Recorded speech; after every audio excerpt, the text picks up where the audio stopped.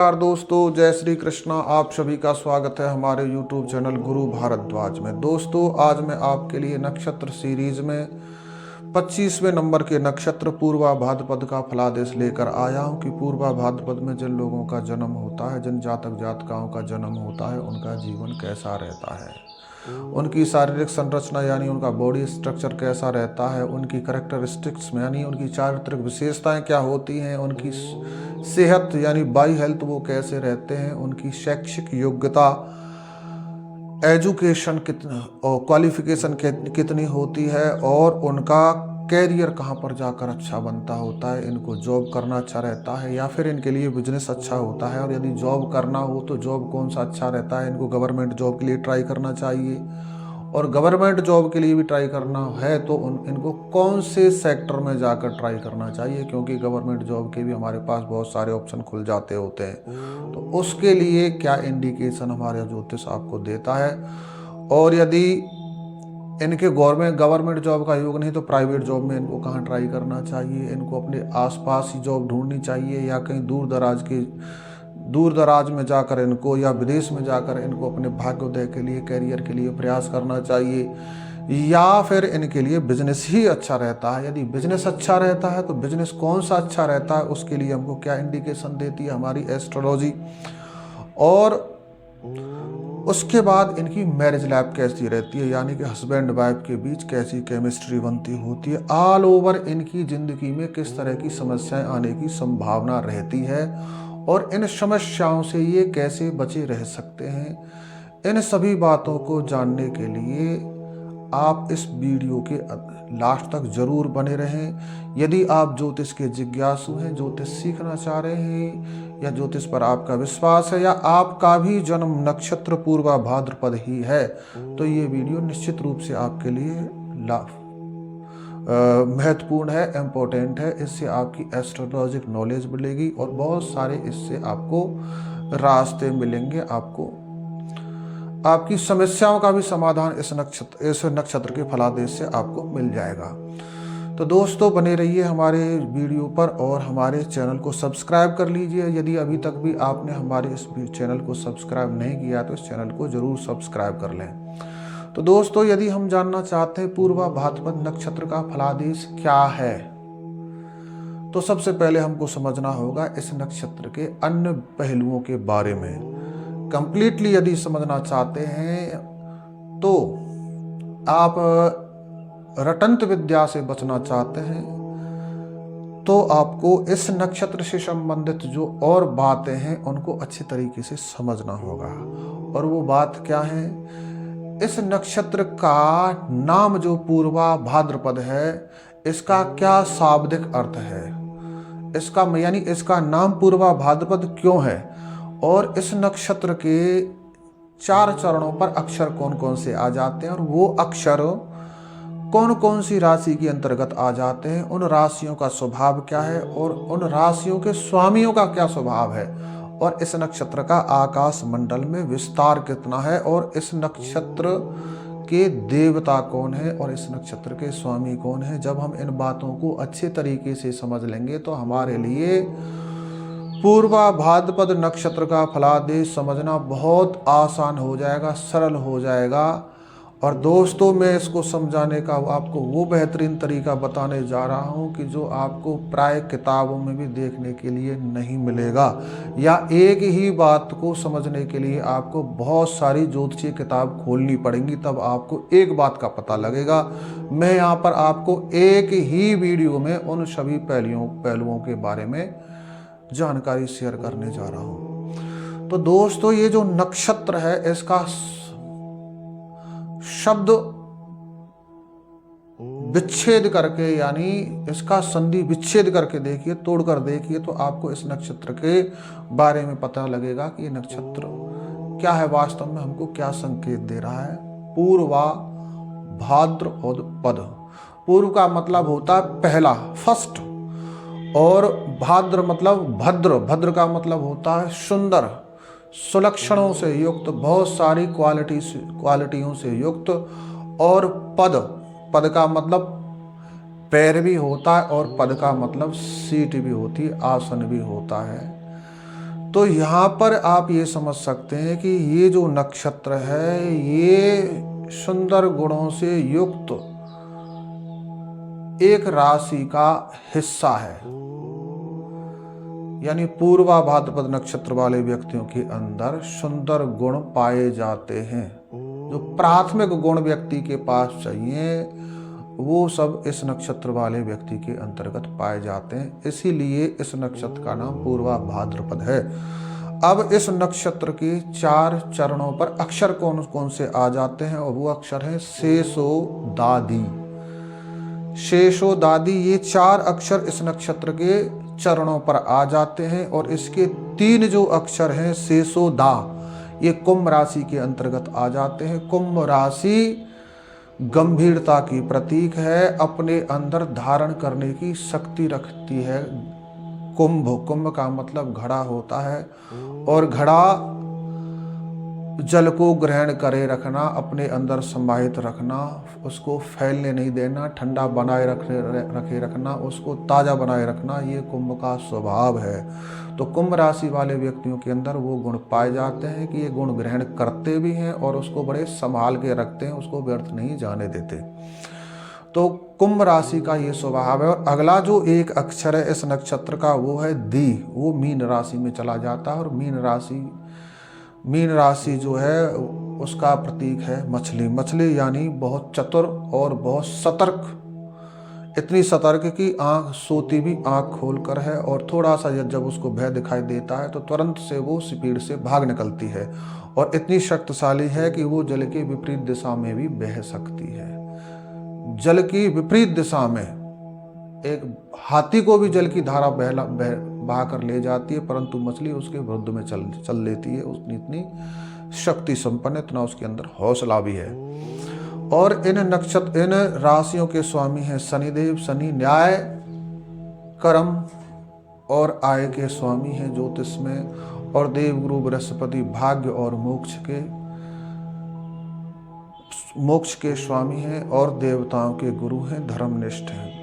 अब इस नक्षत्र के विस्तार की बात करें कि इस नक्षत्र का विस्तार कितना, तो इस नक्षत्र का विस्तार कुंभ राशि के 20 अंश 0 कला 0 विकला से लेकर मीन राशि के 3 अंश 20 कला 0 विकला तक रहता है। यानी कुंभ राशि से प्रवेश होकर मीन राशि में जाकर ये नक्षत्र पूर्ण होता है। आकाश मंडल में इस नक्षत्र का इतना विस्तार है। अब इस नक्षत्र के स्वामी की बात की जाए तो इस नक्षत्र के स्वामी हैं देवगुरु बृहस्पति।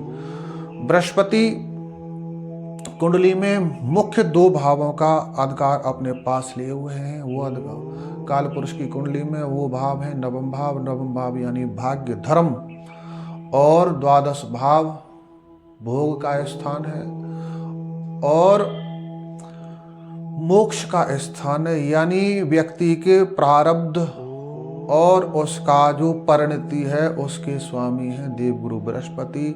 इस नक्षत्र के देवता हैं अजैक पाद। ये भी 3 अक्षरों से मिलकर एक शब्द बना है। वो है 3 शब्दों से मिलकर एक व्यापक शब्द बना है, और वो शब्द हैं अज एक पाद। अज मतलब बकरा, एक का मतलब एक वन, और पाद का मतलब पैर। ये अजैक पाद नाम के एक रुद्रगण हैं जो कश्यप ऋषि की संतानों के रूप में इनका वर्णन मिलता है। ये रुद्रगणों में इनकी गिनती आती है। गण का तात्पर्य होता है हमारी सनातन वैदिक परंपरा में सुरक्षा व्यवस्था करने वाले देवगण। इसीलिए जब आप कोई भी पूजा पाठ अपने घर में कराते हैं, किसी भी कार्य के शुभारंभ में गणेश जी का पूजा कराते हैं, इसलिए कराते हैं क्योंकि गणेश जी गणों के स्वामी हैं, गणधन ईश। तो वो इस नक्षत्र के देवता हैं। अब इस नक्षत्र में जन्म लेने वाले व्यक्तियों के बारे में बात करें कि इनकी शारीरिक संरचना कैसी होती है, तो ये सामान्य कद वाले होते हैं और भारी चेहरे वाले। इनका चेहरा जो होता है वो बहुत भरा हुआ होता है, गालों में गड्ढे पड़ते होते हैं, देखने में सुंदर लगता है। चेहरे से चाहे अंदर शरीर इनका पतला हो, लेकिन चेहरे इनका भारी होता है और चेहरे में को देखने में अच्छे लगते होते हैं। मोटे होठ होते हैं, सुहावने होते हैं, सुंदर रूप, हथेली और पैर जो हैं इनके ये भरे हुए रहते हैं। मुख्य जो स्वभाव है, चाहे कोई लड़की है या लड़का है, स्त्री है पुरुष है, उनके हाथों की हथेली भरी हुई रहती हैं, भारी रहती हैं, मांसल रहती है, और इनके पैर के जो तलवे होते हैं वो भी ऐसे ही रहते हैं। अब इनके स्वभाव के बारे में बात की जाए तो बहुत दयालु स्वभाव के होते हैं। स्थिति अनुसार अपने आप को परिवर्तन करने में समर्थ होते हैं। यदि किसी की कुंडली के अन्य भाव और ग्रह शुभ हैं तो यही चीज इनके लिए सबसे बड़ी इनकी मजबूती है, इनकी पावर है। और यदि किसी की कुंडली में ये कमजोर हैं, यानी केंद्र उनका खाली है, अशुभ ग्रह बैठे हैं केंद्र में, या कुंडली में ज़्यादा नीच ग्रह बैठे हैं, तो यही जो गुण है इनका स्थिति के अनुसार अपने आप को बदलना, यही इनका दोष बन जाता है। क्योंकि स्थिति अनुसार गुण और दोषों में भी परिवर्तन आता रहता है। रावण ने भगवान राम के प्रति सीता जी के सामने बहुत सारे अपशब्द बोले, लेकिन सीता जी ने उन सभी अपशब्दों को, उन सभी बुराइयों को अच्छाई के रूप में देखा। उसी प्रकार यदि इस कुंडली में ग्रह अन्य अच्छे हैं तो यही इनकी जो आदत है, ये इनकी बहुत बड़ी अच्छाई है। स्थिति अनुसार अपने आप को बदल लेते हैं। जैसा व्यक्ति इनके सामने आता है उसी के अनुरूप ये बात करने लग जाते हैं। परंतु ग्रह योग इनके कमजोर हैं तो ये इनकी बुराई बन जाएगा, यानी इनको रंग बदलने वाला गिरगिट भी कहा जा सकता है समाज में। और भोजन में बड़े स्वाधीन होते हैं, भोजन में बड़े प्रवीण होशियार होते हैं। अच्छा खाना, स्वाद करके खाना, ये इनका बड़ा अच्छा स्वभाव होता है। और चाहे ये कितने भी परिवर्तनशील हैं, लेकिन जब एक व्यक्ति के साथ में एक पक्ष को अच्छी तरह से जान लेते होते हैं तो उसके साथ मजबूती के साथ खड़े हो जाते हैं। ये भी इनके अंदर एक बहुत बड़ी क्वालिटी होती है। अपनी बातों की पालना करने वाले होते हैं, चाहे स्त्री है या पुरुष है। स्त्री भी है तो अपनी जो बात मुंह से निकाल दी है, उसने जो प्रॉमिस कर दिया, कमिटमेंट कर दिया है, उस पर पूरी तरह से अड़ग रहने वाले हैं। उसको, उस बात को का पालन करने वाले होते हैं, अपना वचन निभाने वाले होते हैं। थोड़े से कंजूस स्वभाव के होते हैं और भयभीत भी रहने वाले होते हैं, बहुत जल्दी डर जाते होते हैं। ये इनकी कमजोरी होती है। अब इनकी सेहत की बात करें तो सेहत प्राय इनकी अच्छी रहती है, क्योंकि खान पान में बड़े होशियार होते हैं, इस करके अपनी सेहत के प्रति बहुत सजग रहते हैं, अच्छा खाते हैं तो स्वास्थ्य प्राय इनका अच्छा पाया जाता है। और शिक्षा भी इनकी अच्छी पाई जाती है प्राय, क्योंकि इनके अंदर ज्ञान ग्रहण करने की बहुत अच्छी सामर्थ्य होती है। नॉलेज स्टोर करने की इनकी बहुत अच्छी आदत होती है। मेमोरी इनकी शार्प होती है, इसलिए शिक्षा में ये अच्छे अंक हासिल कर जाते हैं, अच्छी उपलब्धि हासिल कर जाते हैं। यदि पंचम भाव इनका खराब ना हो तो, यदि पंचम भाव खराब है, पंचमेश की स्थिति खराब है, पंचम भाव पर कोई अशुभ ग्रह दृष्टि डाल रहा है या पंचमेश पर कोई अशुभ ग्रह दृष्टि डाल रहा है, तो फिर इसमें कटौती हो सकती है। गृहस्थ जी और इनके आगे फ्यूचर में जाकर इनको क्या करना चाहिए, तो इनके लिए एक अध्यापक बनना और टेक्नीशियन बनना बहुत आसान होता है। 10th हाउस को देखकर इनका इस चीज का फैसला करना चाहिए। यदि 10th हाउस की स्थिति अच्छी है, सूर्य की स्थिति कुंडली में अच्छी है, तो ये सरकारी जॉब इनके लिए आसान होती है। टीचर की और इंजीनियरिंग में या टेक्नीशियंस में अपनी एज क्वालिफिकेशन के अकॉर्डिंग ये ट्राई करके उपलब्धि हासिल कर सकते हैं। यदि ऐसा नहीं है तो फिर इनके लिए प्राइवेट जॉब अच्छी रहती है। यदि सप्तम भाव की स्थिति अच्छी है तो इनको व्यापार में लाभ अच्छा मिलता है, और व्यापार में भी ये इसी से संबंधित काम कर सकते हैं, या स्पेयर पार्ट का, पेट्रोलियम लिक्विड्स का। और यदि किसी का जन्म इस नक्षत्र के चतुर्थ चरण में है तो इनके लिए धर्म प्रवक्ता, धर्माचार्य बनना भी आसान होता है। यानी धार्मिक जो पद हैं, जैसे कोई प्रवक्ता है, कथा वक्ता है, या पांडित कर्म कराने वाला, पूजा पाठ कराने वाला व्यक्ति है, वो भी इस इस नक्षत्र वाला हो सकता है। और यदि दशम भाव की स्थिति और शनि की स्थिति अच्छी है तो ये जुडिशरी में भी अच्छी कामयाबी हासिल कर लेते होते हैं, अच्छा पद प्राप्त कर लेते हैं। अब इनके गृहस्थ जीवन की बात की जाए तो अच्छा ही रहता है गृहस्थ जीवन प्राय इनका, क्योंकि गुरु के नज़दीक चला जाता है ये नक्षत्र। इस नक्षत्र के स्वामी गुरु हैं, तो कहीं ना कहीं इनके अंदर जो गंभीरता है, गंभीरता इनके गृहस्थ जीवन को अच्छा बनाने में बहुत बड़ी मददगार होती है। और फ्लेक्सिबल स्वभाव होता है, तो अपने गृहिणी के प्रति या अपने हस्बैंड के प्रति अपने आप को बदलने में चतुर होते हैं। तो उसके आधार पर इनको अपने संबंध को बचाने में, अपने संबंधों में मिठास बनाए रखने में इनको कामयाबी मिल जाती होती है, यानी कि इनका गृहस्थ जीवन अच्छा रहता है। अब इनके सामने प्रॉब्लम क्या आ सकती हैं? प्रॉब्लम्स इनके सामने आ सकती हैं भय के कारण उत्पन्न होने वाले रोग। जब इनकी कुंडली में चंद्रमा प्रभावित हो या लग्नेश प्रभावित हो तो ये किसी नकारात्मक बात को अपने दिमाग में बैठ जाते हैं, मजबूती से उसको अपने दिमाग में बैठा लेते हैं, जिसके कारण से डिप्रेशन, हार्ट की प्रॉब्लम इनको बन जाया करती है, या पूरी बॉडी में दर्द की समस्या भी इनके जन्मजात ग्रह नक्षत्रों के कारण इनको हो जाती होती है। तो इसके लिए इनको क्या करना चाहिए? सबसे पहले इनको अपनी कुंडली का निरीक्षण कराना चाहिए एक अच्छे ज्योतिषी से। यदि कुंडली में शनि इनको पीड़ा पहुंचाने वाला पीड़ादायक है तो शनि की पूजा कराएं। और कॉमनली इनको एक उपाय करना चाहिए, वो उपाय है कि साबुत चावल, सफ़ेद कपड़ा, देसी घी और इत्र, ये एक सफ़ेद कपड़े में बांधकर सोमवार के दिन शिवालय मंदिर में चढ़ा देना चाहिए। ऐसे चढ़ाने से इनके सामने आ रही समस्याएं सभी दूर हो जाती हैं।